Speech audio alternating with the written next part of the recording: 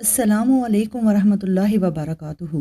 क्या आप जानते हैं कि अगर दो मुसलमान आपस में लड़ पड़ें तो सिर्फ कातिल ही नहीं बल्कि मकतूल भी जहन्नम का मुस्तहिक हो सकता है। ये एक ऐसी हदीस है जो दिलों को झंझोड़ देती है और हमें ये सिखाती है कि नीयत, इरादा और दिल का फसाद भी इंसान को हलाकत में डाल सकता है।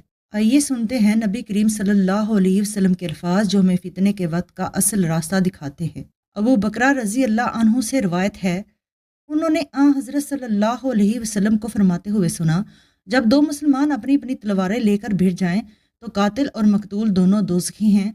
मैंने अर्ज़ किया, या रसूलल्लाह, कातिल तो खैर ज़रूर दोज़खी होना चाहिए, मकतूल क्यों?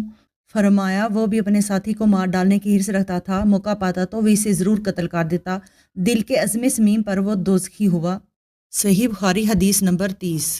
ये हदीस हमें याद दिलाती है कि सिर्फ ज़ाहरी अमल नहीं बल्कि दिल की नीयत भी अल्लाह के यहाँ बहुत अहम है।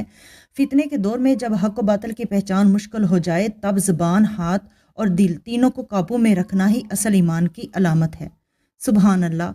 अल्लाह ताला हमें फितनों से बचाए, हमारे दिलों को पाक रखे और हमें इन लोगों में शामिल करे जो सब्र, अमन और हदायत के रास्ते पर चलते हैं। आमीन या रब्बिल आलमीन। अगर आपको ये पैगाम दिल को लगा हो तो इसे दूसरों तक भी पहुँचाएँ। वीडियो को लाइक करें, शेयर करें और हमारे चैनल को सब्सक्राइब करना ना भूलें। शुक्रिया।